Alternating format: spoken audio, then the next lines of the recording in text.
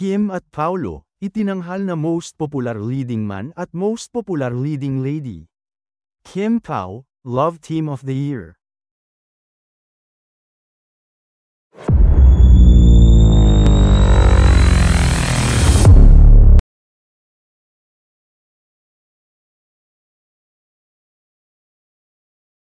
Nagbubunyi na naman ang Kim Pao Landia sa pinakabagong achievement ng kanilang lodi na si Kim Chu. Pangmalakasan na nga kasi ng natanggap na award ni Kim mula sa dangal ng Filipino Awards 2025. Si Kim ang tinanghal na grand winner bilang the most popular leading lady. Lumalabas na maraming win-alis na kilala ring mga Pinay na paborito rin namang leading lady. Nangunguna ang Kim Pao NS sa pagbida ng karangalan na ito ni Kim sa kanilang X account. Congratulations, Kim Chu, honored as the most popular leading lady grand winner at the 3rd Gawad Dangal Filipino Awards 2025. A well-deserved recognition of your talent and dedication. Hindi nga lang kumpleto sa inasahan ng ilang Kim Pao Nins dahil umasa silang magkaroon rin ng award ang ka-love team nitong si Paolo Avellino. Nakakarami na ngayong taon si Kim ng awards at ilan sa mga ito ay mula sa Star Awards bilang Best Female Host.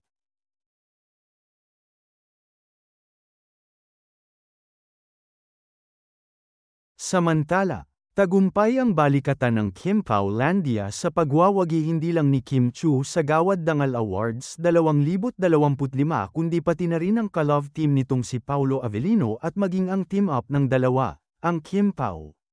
Kasabay ng panalo ni Kim bilang Most Popular Leading Lady sa nasabing award-giving body, tinanghal din si Paolo bilang Most Popular Leading Man.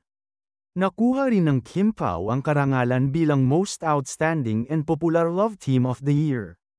Brinaso ng buong Kim Pao Landia ang pagboto kay Paolo at sa Kim Pao Love Team para sa mga nabanggit na award na natanggap ng kanilang mga lodi. Kung iisipin, pinaka-powerful sa panahong ito ang mga solid ng Kim Pao na naresibuhan naman mula sa sanib puwersa nilang pagsuporta sa nakaraang showing ng pelikula nito hanggang sa iba pang award na natanggap nina Kim at Paolo magkahiwalay man o kaya bilang love team. Sabi nga ng Kim Pon sa kanilang post sa X Media, a huge shoutout to the Kim Pao Voting and Strategies team, vast, your dedication, sleepless nights, and relentless support truly made this victory possible. This win is for all of us.